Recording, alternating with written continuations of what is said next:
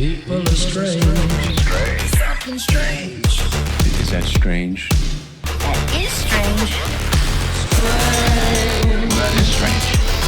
Wow, that is strange. This is strange.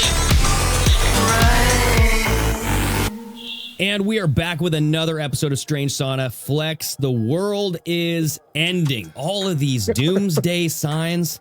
We have the Pope. He's in critical condition. His kidneys are failing. He's in the hospital. You got the last Pope prophecy, okay, from Saint Malachy. You have the doomsday fish rolling up on shores. People are saying, what's going to happen? It's like all these prophecy signs, you know? Sorry, I'm just laughing because we had the quick chat before we started. Right. And I'm like, God, is the world ending? And we're like, nah, it's all good. And then It's our all first good. thing out of our mouths is, it's all ending. Yeah, I mean, when you messaged me saying I got some topics to talk about, and I was like, oh yeah, I can relate to all this because it really does feel we're on the brink of something. We're on the cusp, man. I think the Pope's been gone for a while. That's what you said. Yeah, That's what you said. I think he's been GG. He's GG, gone. He's been gone for a while. Yeah, he does look different. A lot more bloat. You know, he's gained a lot of weight. We'll put it Same that with way. the king, same with some of these people. And, you know, you guys, if you watch this show, you know where I stand. Almost every one of these people have been replaced by a double, maybe yeah. a clone. Oh my God, a clone? I said, yes, a clone. Oh, We yeah, have dude. a show called Strange Sauna. So, Dude, oof. yeah. So there's all these signs kind of amalgamating all at once, right? You know, you have the Pope, you have the doomsday fish, but you also have the blood moon approaching, right? On the Ides of March. It's on March 13th, which is when the Pope actually became the Pope, March 13th. Yeah. So it's coming up on his anniversary. And it's like, what is going on here? They're talking about, you know, all of these asteroids getting close to Earth by 2029. You have Apophis, and then you have Please, this other one, right? Just hit us. Right. Just put us out of our misery. I'm not miserable, you know, but just for everybody else. I mean, like, oh, good Lord. I'm very interested in how, I don't know if you know a lot about this when we get to talking about this clock. I want to know who owns the clock. Yeah, the Doomsday Clock, dude. Whose desk is it on? Who gets Yeah. to set it and reset it? And or is it something that just to keep us again scared and always frightened, because we don't need a clock to tell us that we're 90 seconds away from doomsday. Because the truth is, we probably are if someone wants us to press the button, or, you know, the view continues to be aired on TV. It's all over, you know, until Get Whoopi out of here. Well, yeah, that's my my question. My whole thing is this being manufactured? Is this being purposefully driven towards the edge of the end times to make us go into a new religion? And that's been my stance for a while. I think that a new religion is coming. They're going to be pushing that soon. So short answer to that is yes. Yes. The short answer to that is, well, the Pope's got to die. And so, like, the Pope is in critical condition right now, okay? And so what I know about this is that he's 88 years old. He's in critical condition in the Rome hospital because of a complex lung infection, among other serious ailments. Wow. And it I thought he was sick. I thought he was sick because he ate a 12-year-old wiener and it gave him stomach issues. Oh, yeah, a Twinkie. Bum. He ate a Twinkie. Uh-oh. 12-year-old wiener. Oh, boy. Yeah, I don't know. Yeah, he might have had a little too much. So, yeah. I mean, you know, those Catholic priests, they tend to go down the wrong road sometimes. But so he had this initial respiratory tract infection. It developed into pneumonia in both lungs. And then he had other complications emerge while he was in the hospital. So this like respiratory crisis turned into pneumonia. And then on Sunday, the Vatican... How old is he? Is he 300? How old is he? 88. The Lion's Gate, right? That's dangerous for anybody to have both your lungs filling up with water, which is pneumonia. So, yeah, dude's on his way out. If he hasn't been on. So on Sunday, the Vatican announced that he was suffering from initial kidney failure. Now they said it was mild kidney failure. I don't know what that means, but they said it was under control, and he's on various drugs. But they would be issuing a new medical update on Monday evening, so we have to wait. A little bit. So we'll see. Is there anything specific on Monday? Is that a certain moon or a date? These guys love their moons and their dates. Not when yet. I say these guys, I mean the psychopaths that run this world. It is, dude. It's all T-shirts planetary. to come soon. Yeah, they worship planets. They worship the gods. So I looked up. I was curious. I was like, so what happens if the Pope dies? Okay, and I found this article, and I did some paywall removal here, but Francis is in critical condition. What happens if he dies? And I was looking through this thing, and I came up on some notes here, and it says within 15 to 20 days. Here, let's see here. I don't even know. I'll just read my notes from this article. We can look at this picture. Within 15 to 20 days of the Pope's death, the dean of the college cardinals, he's 91 years old, mind you, will summon. He'll summon the cardinals to Rome for what is known as the conclave to elect Francis's successor. And this period, we need a bingo card. We need a bingo card. Sorry, dog just came to say hello. Hello, Ruby. Okay. Grabbed her toy. We need a bingo card for all of us to be like, who's going to go first? This 91-year-old or this 88-year-old? Right. Or whatever. Yeah, the Cardinal Giovanni Battista Re, he's the one who will summon all the cardinals to Rome. And then they have this conclave, and then this period between the death of the Pope and the election of the new Pope is called the sede vacante, or the seat is vacant. God bless you. Sounds like you sneezed. Well, thank you. I do have kind of a nasally drone right now, so thank you.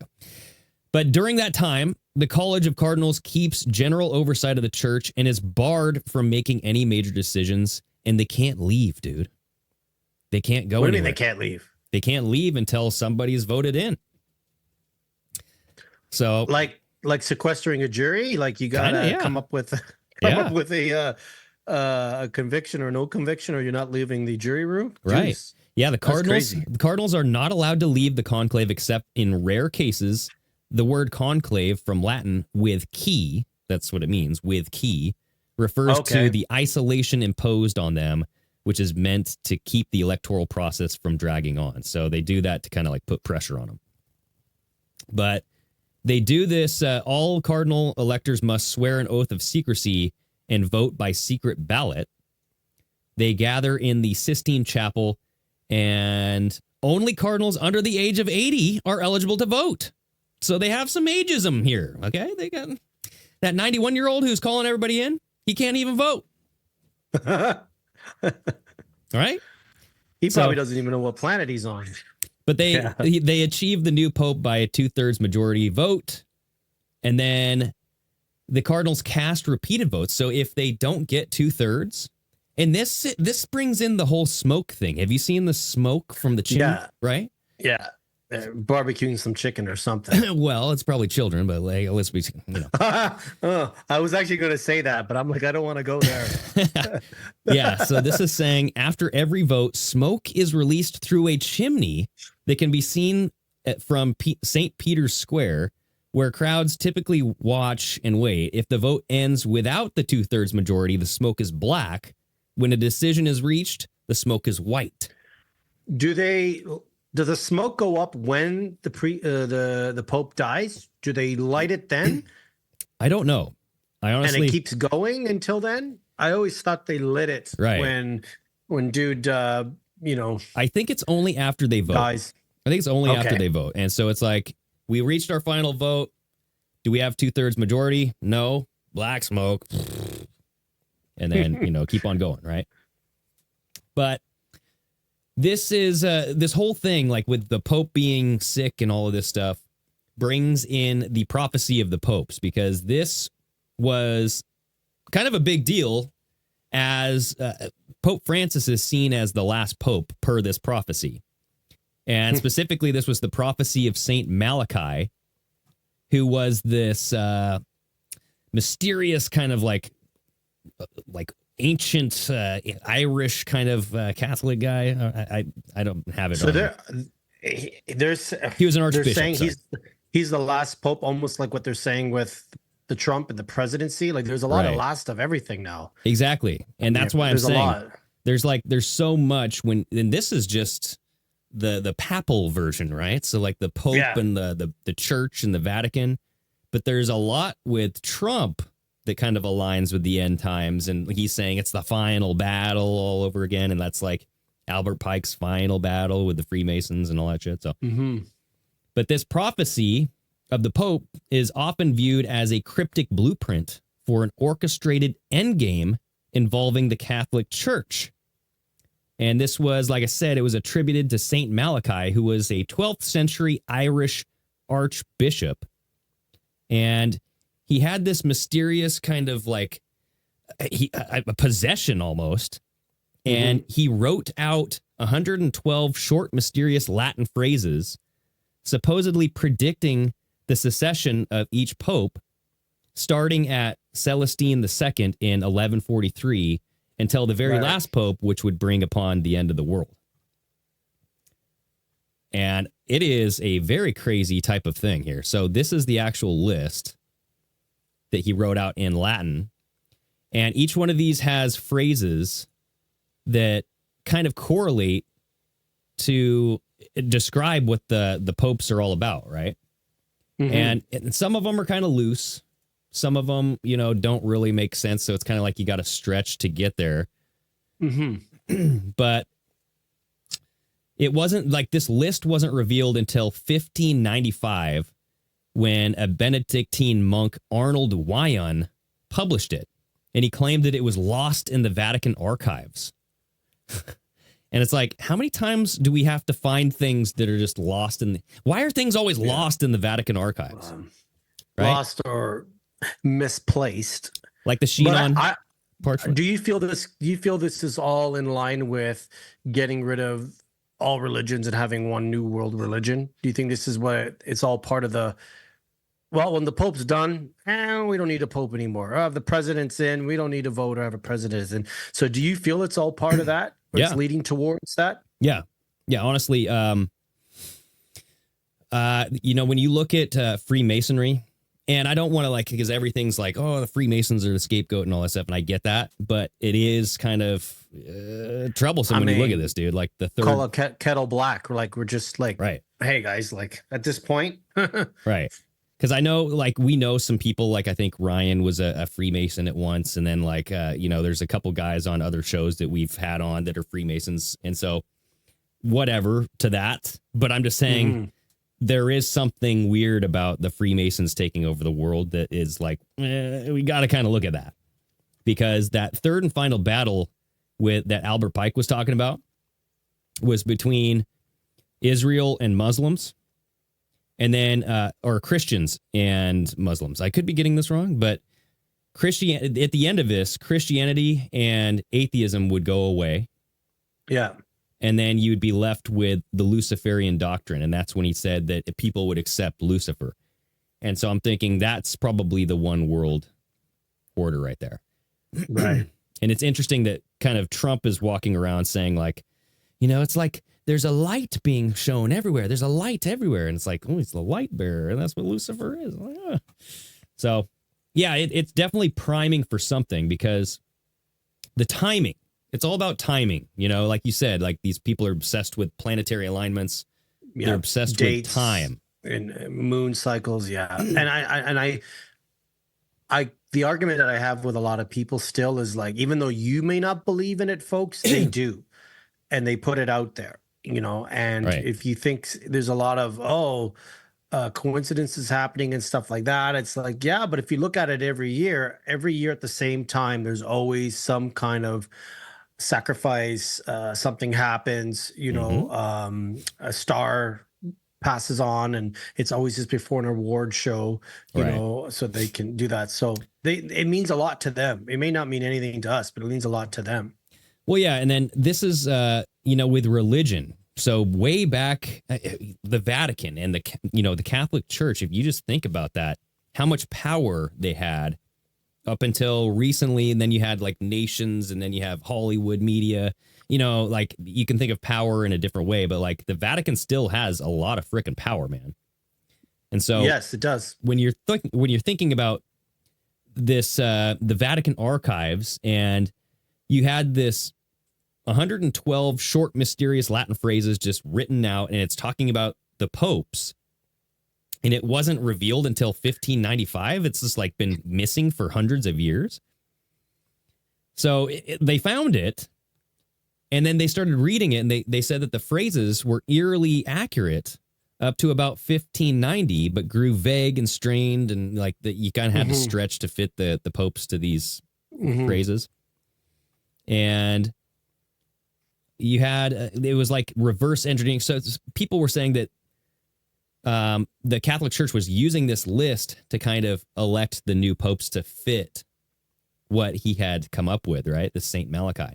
Now, digging into Saint Malachy is something that I haven't done. And I'm wondering if he, like, how did he get this, like, you know, kind of possession to write out all these things in Latin, you know? Right. This lost language. And I'm like, what? What happened to this guy? That would be an interesting dive, but this, the last pope on this, so he only went out to 112 spaces. It's kind of like 2012 with the Mayan calendar, right? Right. It only goes out so far. It ends at a certain date. And so he stops at 112. And so this is 112th pope from Celestine II. And the 112th pope from Celestine II is Pope Francis. Now, he was dubbing the 112th pope Peter the Roman. That's what it is on this list. And he says that Peter the Roman will oversee the church during the time of extreme persecution, culminating in the destruction of Rome, the city of seven hills, and an apocalyptic judgment. Now, if we look at Rome, right, Elon Musk just compared America to Rome. Everybody's saying America is like the new Rome. Everything's being compared to Rome. Right? Everything. Trump is being compared to Caesar, all this stuff, right? Like you had the Caesar Dome with the Super Bowl, right? Yeah. Elon Musk was Cecius Maximus, then Novus Ordo Seclorum, he declared after Trump won, right? He did the Roman salute, right? The freaking Heil. What are you talking about, Greg? He was just pouring his heart out to people. That's true. My heart out. And everybody's doing that now. They're trying to like cover for him. There's a lot of people doing that shit. I've been seeing that, being like... They're trying to normalize it. Like, people are stupid and will go along with it. And I'm sorry, I hate using the word stupid, but there's also those people that are awake and can see this. And you have to realize, folks, anything involving this Elon guy right now is shifty shift. Oh, yeah. Sorry. And we'll get into him. We'll get into him, dude. Yeah. But going on with this prophecy, so the last pope, right? We're talking about Francis, the 112th pope on this thing, who's supposed to be the last pope bringing about he will be there during the destruction of Rome. So described in this prophecy, the last line, it says, Peter the Roman, who will pasture his sheep in many tribulations, and when these things are finished, the city of seven hills will be destroyed, aka Rome, and the dreadful judge will judge his people, the end. So it's just like, what? And when you look at Pope Francis, so they're like trying to make this connection to like, is he Peter the Roman? So he was born George Mario Bergoglio to an Italian immigrant parents in Argentina. He carries Roman roots through his heritage, right? And his papal name honors Saint Francis of Assisi, whose father was Pietro, Italian for Peter. Who are you calling Assisi? All right, Assisi. Assisi. So it's kind of coded, a coded nod to Peter the Roman, right? Yeah. But it's like you really got to stretch to kind of get there, And so unlike his predecessors, he is the first Jesuit pope, right? And so this lends credence to this whole like the black pope type of thing. Not like physically like your skin is black, but like the black nobility. There's like this whole conspiracy that the Jesuit order is trying to come in and take over the whole world, right? I mean, there's no conspiracies on this show, folks. Oh, yeah. They're all true. So to some degree, we know they are. So, yeah, he's the first Jesuit pope. And his unexpected rise. So Pope Francis came in after Pope Benedict. He resigned in 2013. And this was like something that had never really happened, like the first resignation in nearly 600 years. Right. So it added this layer of intrigue. And people were like, why is the Pope just stepping down to bring in this new guy? You know what I mean? And so everybody's like, what? Okay. You're stepping down, which hasn't happened in 600 years. Okay, well, that's weird. But if you look at Pope Francis, I mean, he's highly controversial when it comes into like he accepts climate change, interfaith dialogue, social justice, right? And like he brings in Nancy Pelosi, everybody who's accepting of abortions and stuff. So he's just kind of like he's not doing things traditionally, right? No, but it feels like right now, nothing seems to be traditional. Like there's a lot of change being made, and people want that change. So they're like, screw traditions. Like we need to do things a certain way. But I feel, well, they don't need to follow their own traditions, you know, because the traditions they've told us are the lies that they've told us, you know, exactly. So they will do whatever they want and go, oh, what are you talking about? Well, we've always done this. I'm like, have you? Have you? Yeah. Have you not? Yeah. He, I don't just the popes, like even Pope Benedict, he was very creepy. I mean, the eyes on that guy. I didn't like that guy. That guy. It just doesn't fit right. You know, it's like, no. But I mean, adding to this prophecy, you have St. Paul's Basilica, where it's just like this really kind of divine looking place, right? And it was built to kind of honor all these popes and stuff.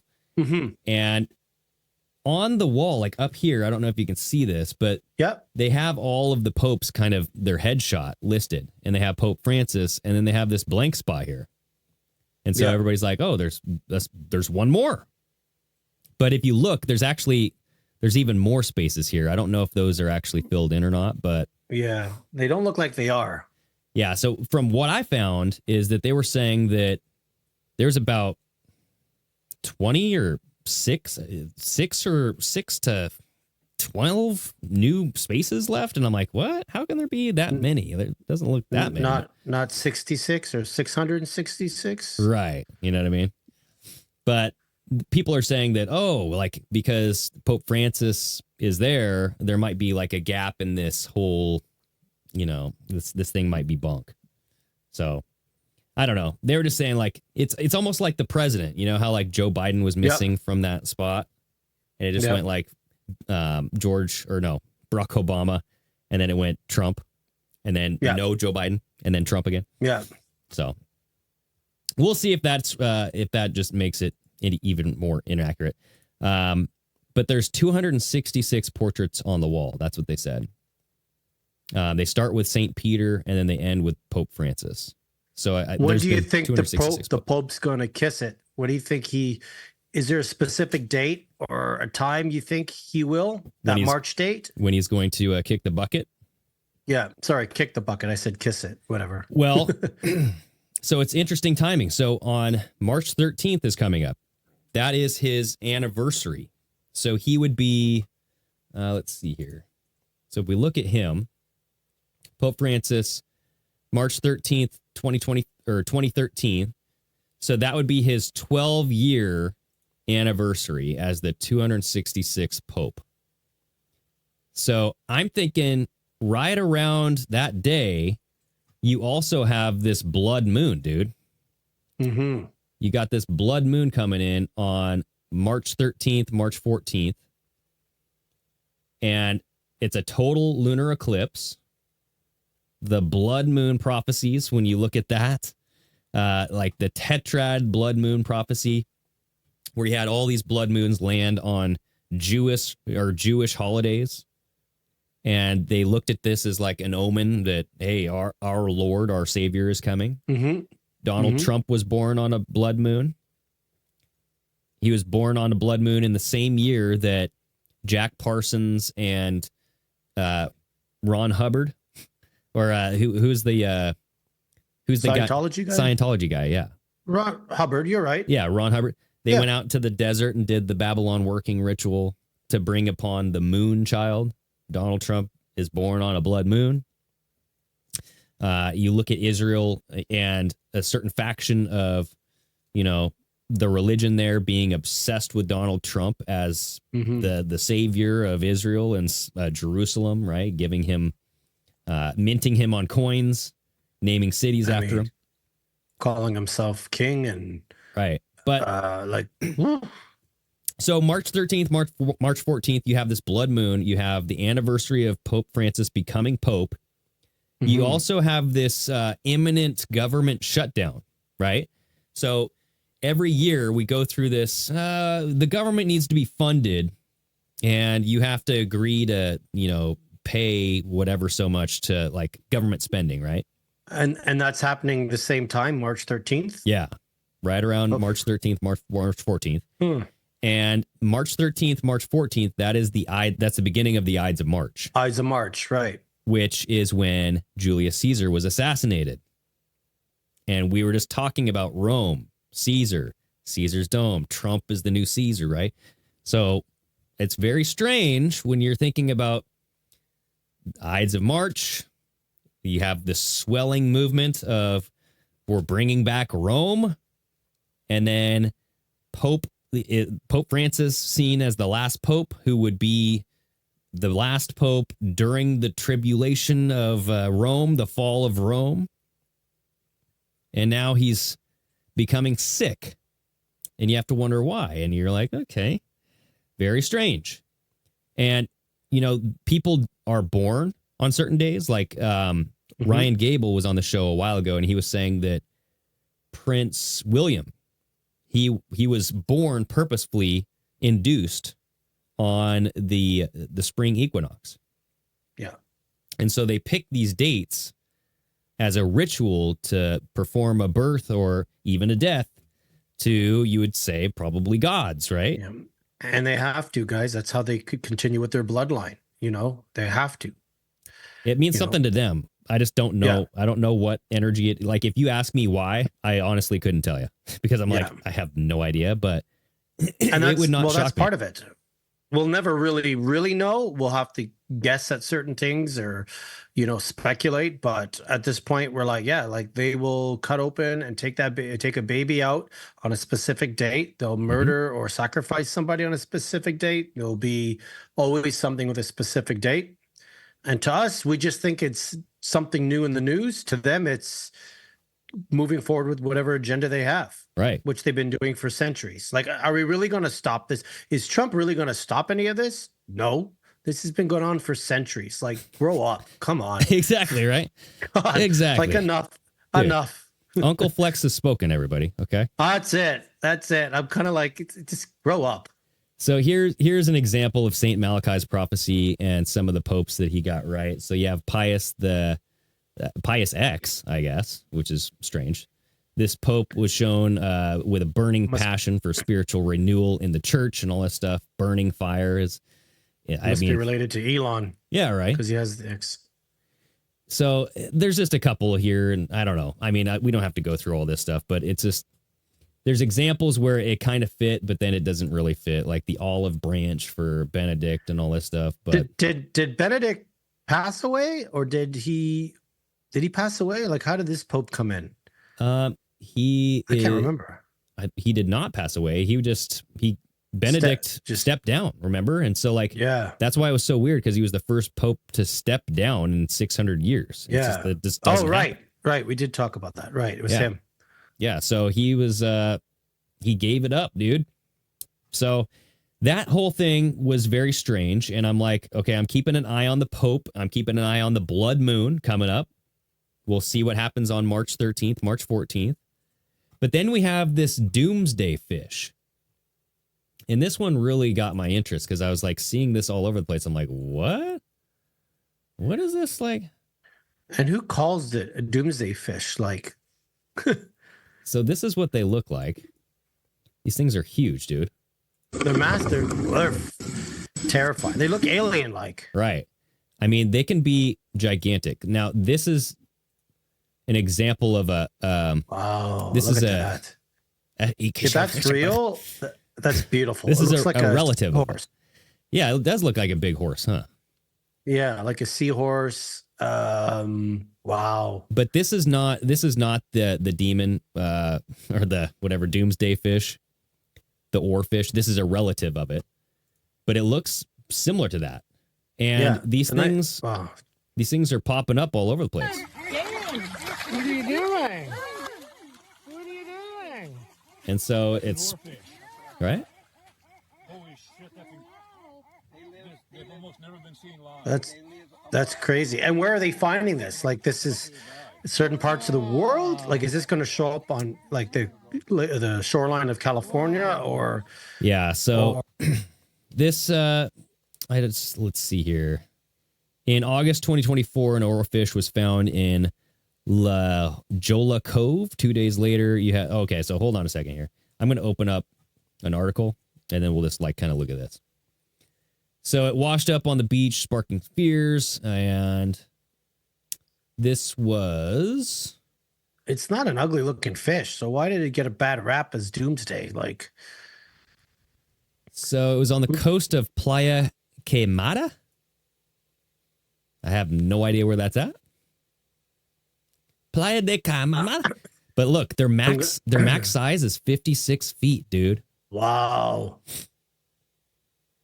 Well, Yeah. that's not 56 feet, but wow. Yeah. And so- they're obviously not dangerous or poisonous, or they have no electric. It looked like it had an electric current going through it, like it was lighting up. But that guy's not getting electrocuted holding it. Or maybe he Exactly. did right after the photo. He's like, ow! He Shit! had more hair just before he touched it. Right.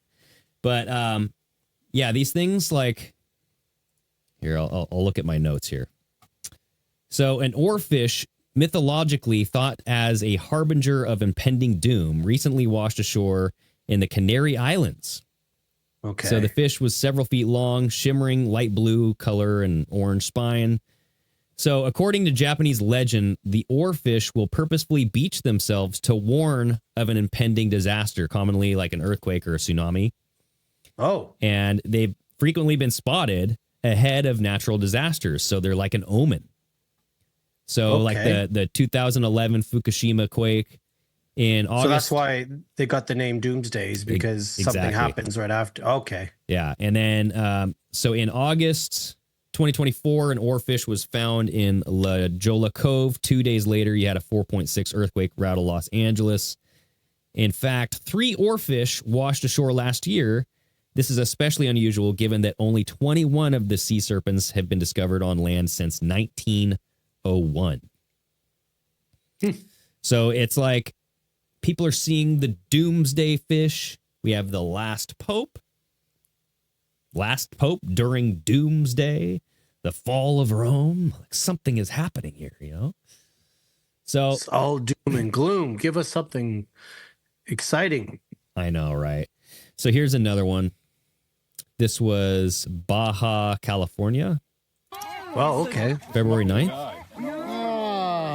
Ah, So does that mean something's going to happen to California again? They just finished with their fires, which is no one's talking about that in the news anymore. They moved on to the next thing. dude, I don't know. I'm just saying, like Yeah. earthquake, tsunami. That's what I mean. So We had an earthquake here in Vancouver. I'm 3 hours from Vancouver, mhm. and I didn't feel it. If I did, whatever. Maybe I was dancing and rocking and rolling in the car and not knowing it, but Probably didn't were. feel anything here. Hmm. You know, friends were messaging me, "Are you okay?" I'm like, "Should I not be?" like why? Why? What's going on? Because if you know something and I don't know, then we're in trouble. Exactly, dude. You were shake, rattle, and rolling. You didn't even realize it. No. So yeah, the oarfish. The oarfish is known as the doomsday fish because it predicts. It's like the harbinger of doom. I mean, Right. unfortunately, right? And there was also another fish that was recently spotted coming up from the nether regions of the ocean, and it's like the dangler fish or the hangler or what. It has like the weird light on its head.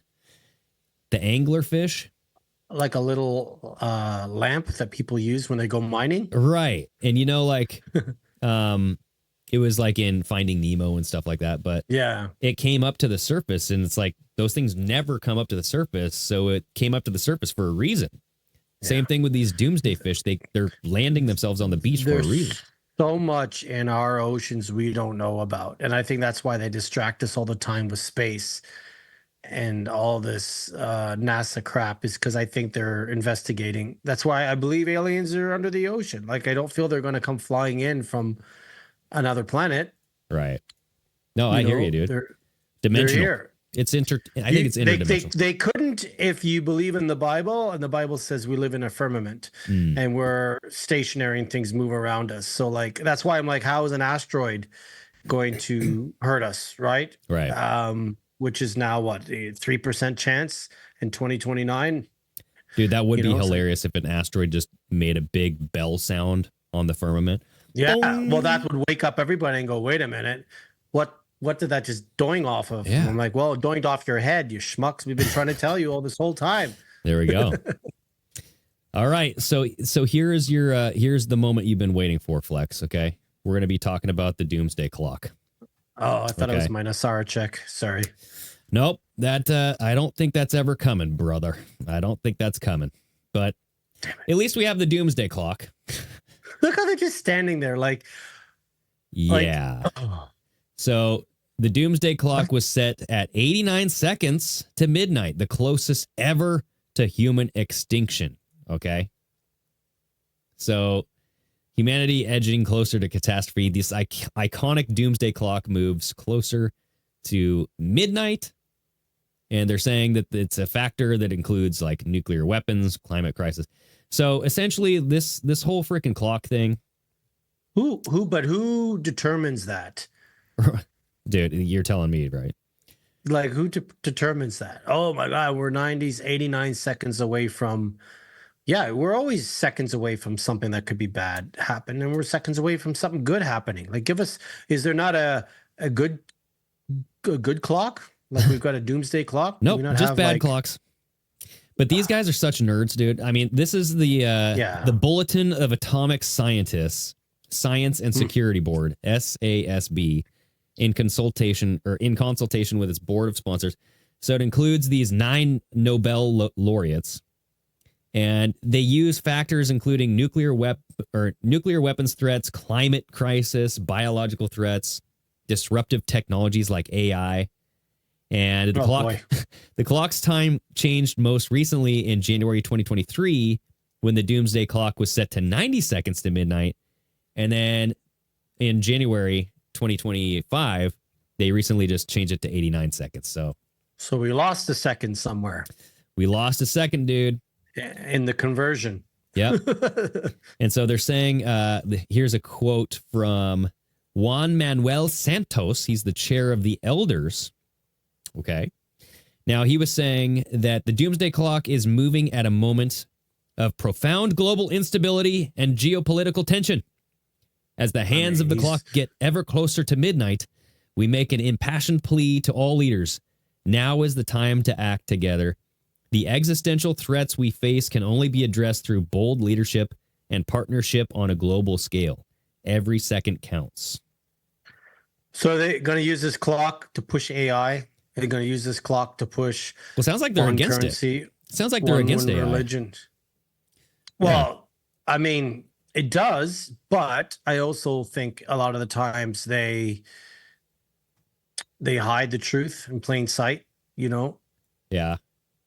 I'm just sitting there going like, okay, well, I mean, the world is in a place where there's always conflicts. And I mean, it's division that's killing us. That's it. If we weren't so divided, I think, and they know that, I think a lot would change. I think a lot of people would revolt.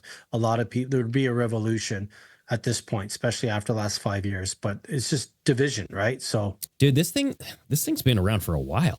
Look at this. Yeah, it's been from like, I always remembered hearing it from the 70s. What earliest date do you have there? 1947. Doomsday Clock appears for the first time. And it had 7 minutes to midnight. And then 2 years later, in 1949, the Soviets' first nuclear test, it went down to 3 minutes. Oh, shit. And then 4 years later, U.S. tests the hydrogen bomb and went to 2 minutes.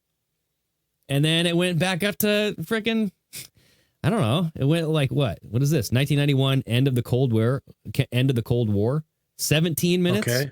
So it went up to 17. It went from 2 to 17. And it looks like since then it's gotten shorter and shorter. Right. And it's just like, oh, well, can't you just make it bigger again like you did here? Yeah, it's just like. It's so stupid, dude. It's like, what are these nerds trying to do? I don't think these psychopaths would ever have the balls to try to blow up the entire world, because that means they're blowing up as well. Like they will destroy certain places to put certain agendas in place, you know, like smart cities and stealing land and volcanoes and fires, which for some people it is doomsday. It's catastrophic for them. Yeah. How can it not be? But, you know, I sit there and they're like, oh, they're all getting bunkers. They're going to live underground. Like, no. No, they're doing enough to hope not. They're doing enough to squeeze us middle class. So there is no longer middle class. It's just Tell me about it, dude. Poverty, and that's it. And once that's done, that's easier to control. So shout out Donut.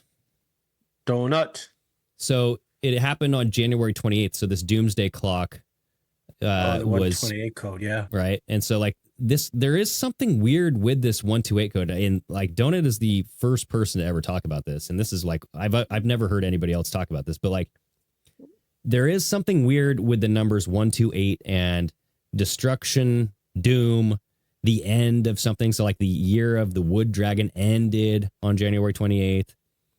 We have We'll have to get him back on the show. Right. Look at this. The the smiling assassin. Remember this guy? Yeah. His address is 128. The presidential alert happened at 218. So it's like this combination of 1, 2, and 8. Mm-hmm. Look at this. Yep. The 33rd Squid Games. You have 218 right in the front. Year of the Dragon. Leave the World Behind there was a lot of 128. Matthew Perry died on October 28th. Same day as Julia Roberts' birthday. They dated one another. This movie came out on 12/8. There's so much. Like there's a lot. He's done a lot of research on that. So you guys go follow Donut. Give him a shout out. Shout out. It's weird.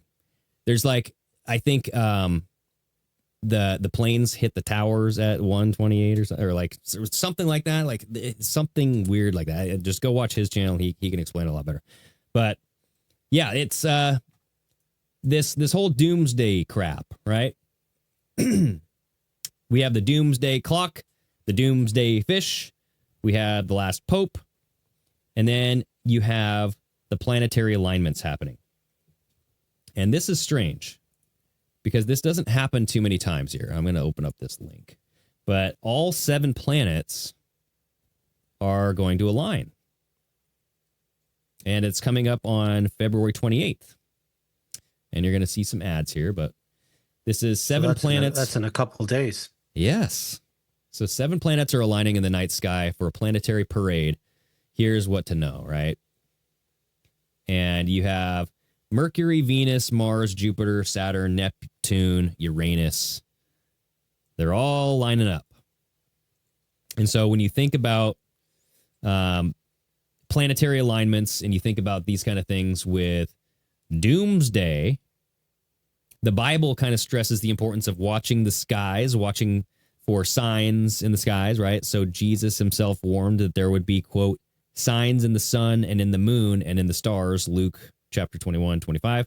So we have the planetary alignment happening. Shortly thereafter, we have this blood moon happening. You know, the prophecy of the blood moons, the prophecy of the Pope. That blood moon happens to happen on the anniversary where you have Pope Francis coming in. Mm-hmm. Will Pope Francis be going out? Right? The same way he came in, you know. I don't know. Seems fitting. Seems very fitting. So what do you think, dude? Well, there's a lot. I mean, listen, you got to live your life. You got to live your life. You can't let any of this own you. But I think people need to get a little bit smarter now on just honestly prepping. You got to prep a little bit. You know, there's nothing wrong with having extra water and some food and a generator. Like my buddy who lives out here in BC, he bought a whole bunch of prep stuff when Trump got in 2016, and we lived in Toronto. And I'm like, Yeah. are you preparing for something? And he's just like, no, you just got to prep, and just be smart about these things. Because I don't think it will be one massive global catastrophe. I think that already happened, which was COVID. I think it will be. That was a test. That was a test. That was a test to see how many would follow, how many wouldn't follow. That was a test to track people, especially with some of the apps that they were coming out with at the time. Right. So I feel that was the biggest catastrophe we've had in my lifetime, because it involved the whole world. I don't think it will be something big enough for everyone to go, holy shit. It'll be done in sections, and they're going to go after different countries and different governments until they get what they want. Yeah, I do think like a monetary reset is going to happen, and I do think that it has to. Yeah, I think that the internet's going to go down to get us onto Starlink. Yep, I think that's a definite must. It's going to happen soon. Yeah. So, but imagine if you get free energy, free internet. There's no more taxes. There's a chance to cure diseases. I mean, these are all things that 4 years ago I would have been doing cartwheels backwards, naked cartwheels backwards. Oh, holy floppy! That's how excited I would have been. It might have not been a pretty look, but 4 years ago, 5 years ago, I would have been like, yeah. Now, 5 years later, it's still things I want to happen, but to do that, you have to destroy, which they've been doing. Recreate, which they're doing, and implement, which they're doing or going to do, a whole new system. And that system will be everything. It won't be just money. That goes into what we just talked about, like the destruction of Rome. America is the new Rome. So you have this destruction of Rome when you have the last pope. So, and remember this. Remember when on Christmas Eve, you had the Pope sitting here inside there, squabbling, rubbing his nose. He looked like he was dying then. So exactly, he opened the doors. He looks frightened, and everybody was like, "Oh, this was the first time these doors have ever been opened in 25 years." But it's like, how did the camera get in there, bro? Like the camera that's filming him there inside the door. Just like when they went to the moon and they got off. Who filmed Armstrong or Buzz or whoever came out first? Right. But It's check just this type of place thing. out. So they wheel this guy in here, and this place is massive, bro. Yeah. So I mean, my front foyer doesn't look anything like that. right, and so they lead all these people in there, but like this room right here caught my attention, and I was like, what is the symbolism here? 1, 2, 3, 4, 5, 6, 7, 8. I don't know. Is that like an 8-pointed wheel, 8-pointed star, maybe? It'd be tough because there's even like writing in the middle circle and some kind of logo. Like I know if Greg got to walk in there, he'd be on a field day. He'd be like, oh, I'd be looking over every square inch of this room. You would be. Like, what symbolism can I find here? I'd be looking for all the trapdoors, in secret compartments. Where's and Greg the would be children? like, Flex is there to save the kids. Save the children. Yeah. Oh, Save boy. yourself. And not the children or whatever. But I talking about that, this is why I'm still amped about all this. If you haven't figured that out by now, every week I'm getting more and more amped. They've done nothing to save the children. Nothing. Nothing's been exposed. And that's the number one reason why I started to follow and trust Trump in 2020. Because I'm like, wow, there's some evil shit going on with that. And he talked about that. And nothing's happened. Right. Nothing. Or I mean, P. Diddy's lawyer says I'm no longer representing him. Under no circumstance am I going to represent him. So my concern is that it's being dangled as a political carrot, and all this stuff has to be. All this stuff is being dangled for Trump voters for political carrots, right? Votes, wins, presidency, governorships, for sure. Which to me is at this point it's sickening because it's just like, oh, you're just not going to expose it, and you're just going to abuse it. And that's what they're doing. They're abusing the situation now. Let's pivot here and let's talk about this guy. Have you seen this? That's the video I sent you. Yeah. Trump sucking on Elon's toes. Yeah, this is an AI created video, everybody. And but did you hear what happened though? No, I did not. Okay, so look play at the video. Sensuality. Look at this. Beautiful. Play the video. Wow. And then go to the video that I sent you. Oh, because boy. a certain building in the US was hacked.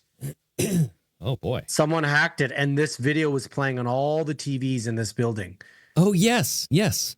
Which video? The Digital God one by Ashley or let me see here. Maybe the second one. Did I send it to you? Oh geez. I don't know if you did, but like I did see that. People hacked the airport and they were playing this freaking video all over the airport. Like just so good. So hilarious. Trump. Oh, getting in there with his mouth, sucking on that toe. Look at Elon in the background too. He kind of turns into an Asian Elon. It's just AI is just. So not I thought there. I sent you the video. I sent you something else about them trying to fire Elon.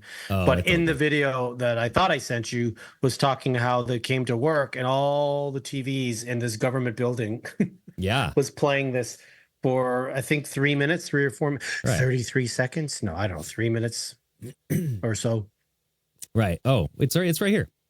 So hijackers hijacked the TV screens in the U.S. Department of Housing and Urban Development this morning. There it is. Displaying this AI generated thing here. And so if we just open this bad boy up.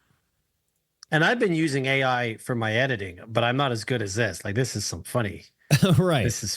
I want to know what programs they're using here. Just in the building. Can you imagine going to the elevator and seeing this? I mean, come on. Oh my dear Lord. And the thing is, like we've been talking about this for every week now. I still don't know what his real role is and why Elon, everybody is thinking he's the president, like Dick Cheney was, right? Like Dick Cheney was really running everything. Right. Or even maybe even Rumsfeld was. It wasn't George Bush, that's for sure.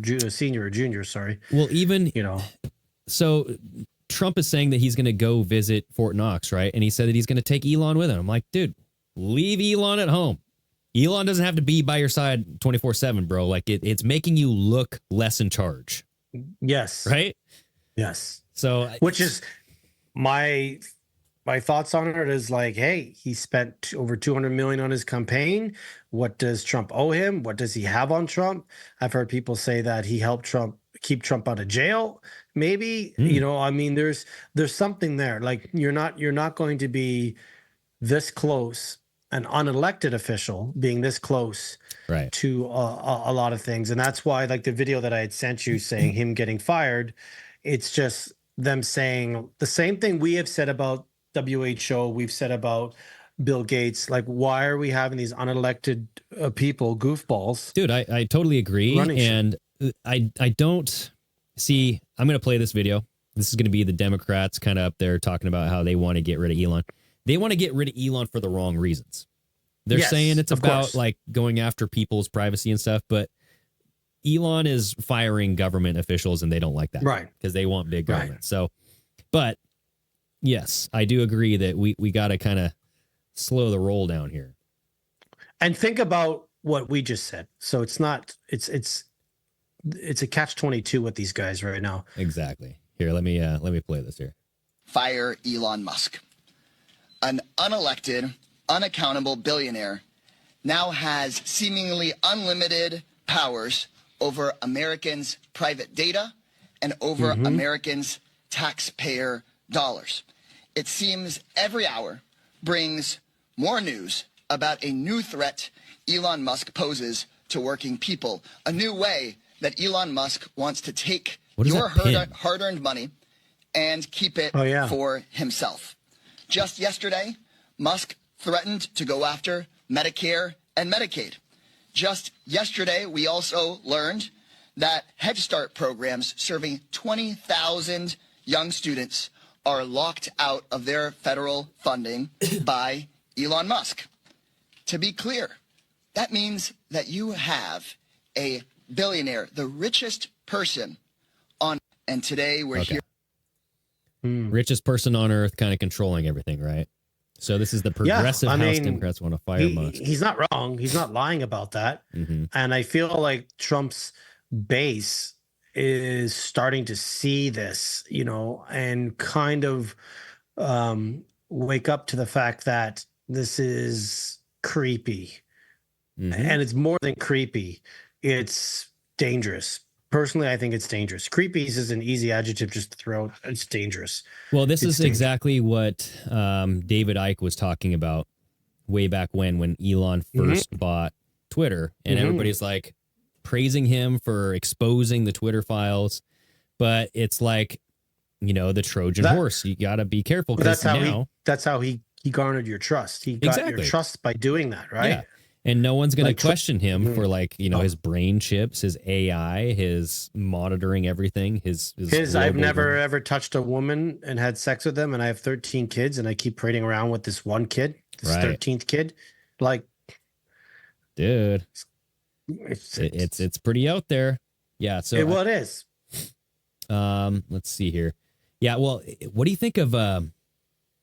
Let's play this other video. But what do you think of Alex Jones saying that Elon is the Antichrist now?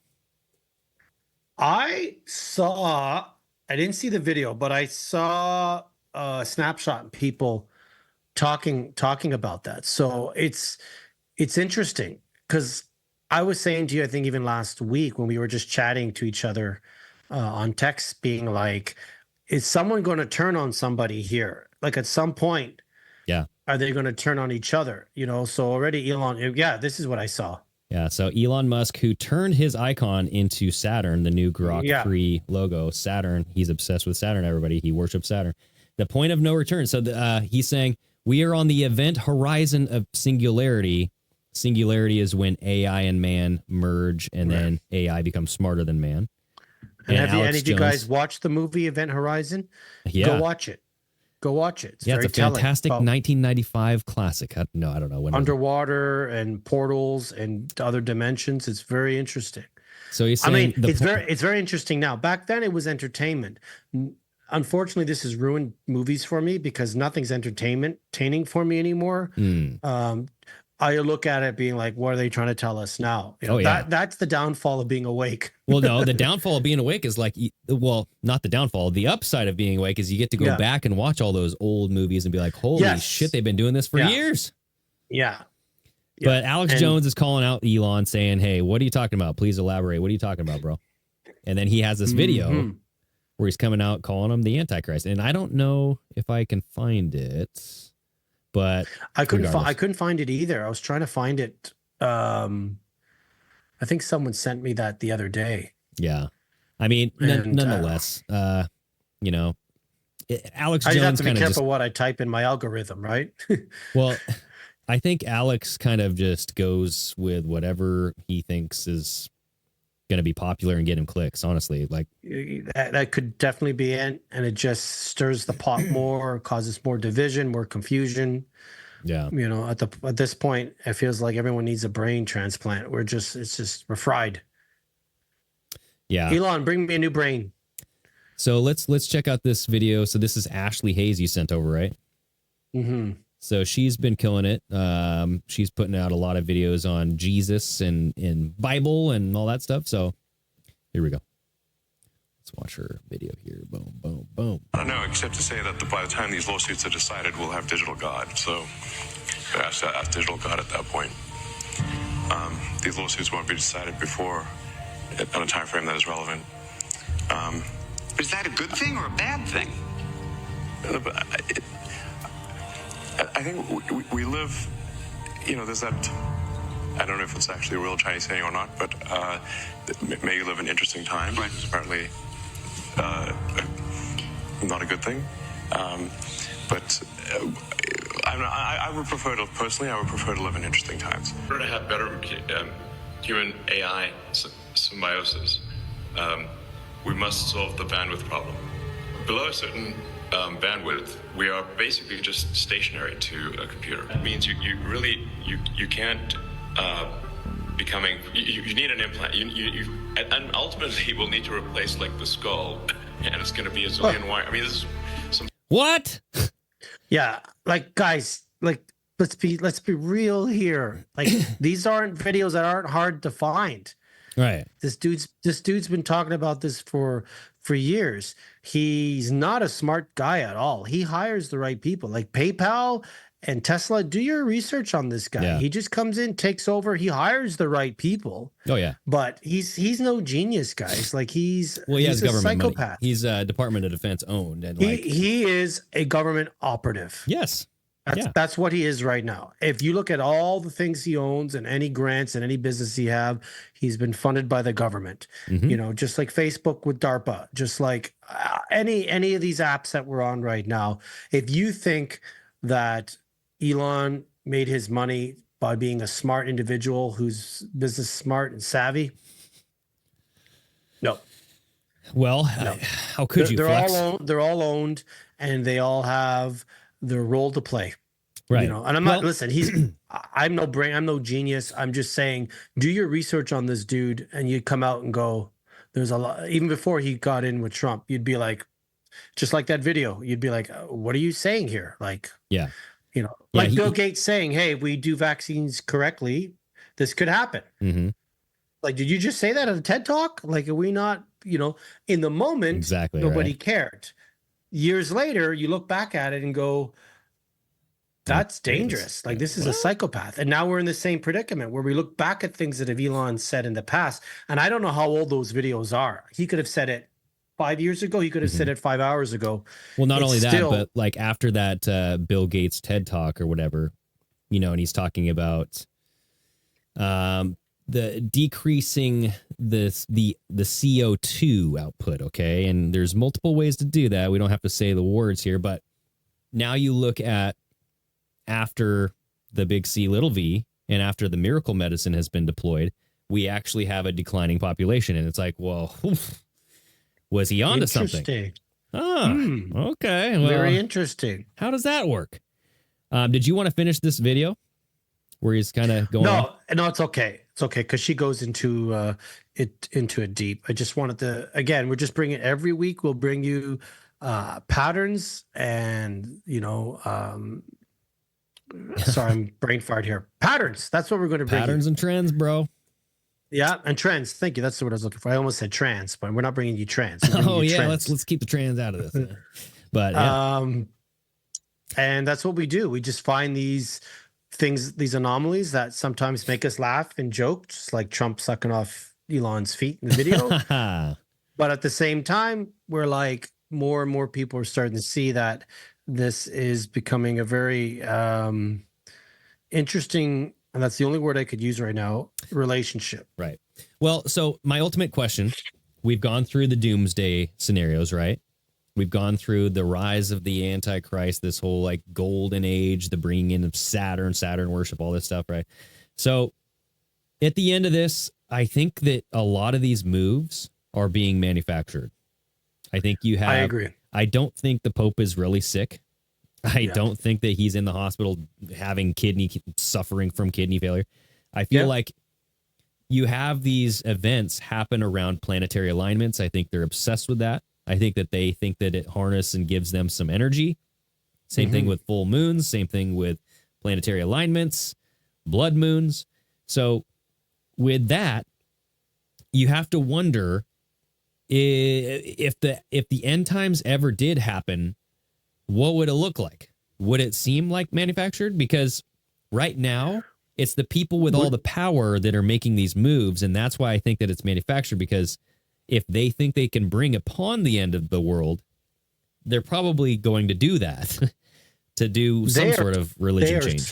They are so slick at what they do that we wouldn't even know we're in the end times. Right. We wouldn't even really know it. I really feel like a lot of people would just be like, oh, this is shitty. There's a recession, a global recession. This has happened. We'll move on. And then something decent will happen. And it's just going to be, I think we're continuously in the end times, the end times of us ever being free. That's basically it. I think it's the freedom as a human being on this planet. will never exist because these people are in charge. They use the money system, the debt system to keep people in debt, the laws, legislation. So I feel we're always sort of, and this is not doom and gloom. I think the end times, if you don't get your head out of your ass and just, like I said, prep and think, think a little bit more decisively about things. I moved across the country to be in a more conservative area where there's farmland and just not being a bigger city, because that's where you would see shit go down more rapidly, would be in a big city. Right. But I think we're already in there. I think we are, and I don't think we'll ever know about it. I don't think they're going to do it in a way where you and I will know. Well, so here's the deal: is people, if they can sell the end times and they can bring about this destruction of Rome, right? Yep. And then they can bring in a one world order. They can sell it as transparency, right? You have, we're getting rid of the old system. The old guard has to go down. We're going to expose all the secrets. We're going to get you some Bitcoin. So that way every transaction can be seen. Mm-hmm. But eventually it's going to be transparency for everybody except for the people that don't want to be looked at. And that's the situation that we're in right now. It's like everybody has to pay taxes. Everybody's being tracked right now with their cell phones and all this other stuff. But if you don't want to be, you can be a part of a select group if you have the power and the money to not be tracked and do some stuff on the side, right? So make some hush money. And it's the whole system is kind of like rigged and set up that way. So and we're already, like I said, we're already there. I think that's why it's incrementally being done in steps. It's the whole frog in a boiling pot of water, where what's frustrating is a majority of us that are awake to the government and the world being the way it is, and they may not be as down the rabbit hole or as deep as you and I, Greg, but the majority of people know since 2020 things have not been good at all. And it's kind of like we're already in the end times in that sense, meaning like they're never going to do something so drastic, because that could wake up everybody and go, hey, no, we're not taking this chip. We're not doing this, Well, and then there is a quote in the Bible that says something about like peace and safety. Once there's peace and safety, you'll have sudden destruction. So First Thessalonians 5:3, which states that while people are proclaiming peace and safety, sudden destruction will come upon them unexpectedly, similar to the labor pains of a pregnant woman. Mm-hmm. So it emphasizes this idea that there's going to be this false sense of security, and it leads people off the cliff, right? They're leading you into the chambers. Is that going to be part of the 7 years of the tribulation destruction? Well, there's no seven. There's supposed to be 7 years before that, where I feel maybe we're in that now. Before we get to the tribulation, I think it's kind of like so the tribulation's 7 years, and 3.5 years into the tribulation, you have this this point where you actually people would say that there is the what is it called? The rapture. So the rapture would happen. Right. And, there's this idea that the rapture was kind of like this fake idea that was sold to you by like the something Bible, right? I forget what it's called, like the Schofield Bible, the something Field Bible. So they're saying that the rapture was kind of made up to get you to buy into this idea, blah, blah, blah. I don't even know, dude. But I just think that you have peace and safety mentioned in the Bible. Trump's talking about peace and safety in the Middle East. You know what I mean? But like, it's a catch-22. It's like, well, can we never have peace and safety in the Middle East? If we do, does that mean that it's going to be the end times? And it's like, you're damned if you do, damned if you don't, Yep.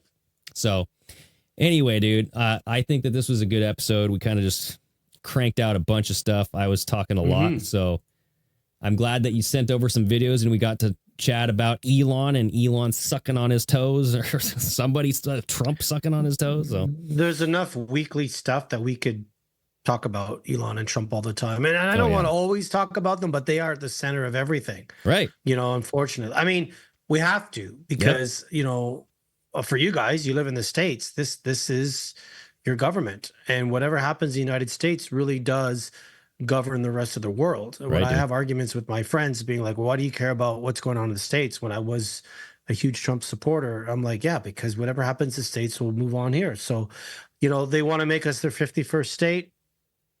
All right, whatever, you know, so like, that's what I mean. Like, we're in a battle right now. I'm doing some research on that. We can maybe talk about that next week, about the real underlining reasons of why the tariffs are coming up here. So I've been talking to a friend of mine who's an RCMP officer, which is our version of the FBI, and what's really going on up here versus what's been talked about in code. Well, by hey, you know who. Yeah, save it up, and we can definitely chat about that next week. So, everybody out there, if you're watching this on YouTube, hit the like button, subscribe, go over to Rumble, hit the like button over there. Sorry about the last couple of episodes. I know I'm trying to get those up on Rumble. The Ryan Gable episode will not upload. Like, I don't know if it's like Ryan Gable. So I'm going to try it on a different computer and try to get it up on Rumble, but I want to upload them in order, right? Because it just makes sense. I don't want to get it all up. So I got to get the Ryan Gable up, and then I'll get the last week's up, and then put this one up. So anyway, get over to iTunes or Apple Podcasts. Leave us a rating, 5-star, okay? Got to climb those charts. Anyway, appreciate you guys. Appreciate you, Flex. And until next time, stay steamy. Sayonara, Manara.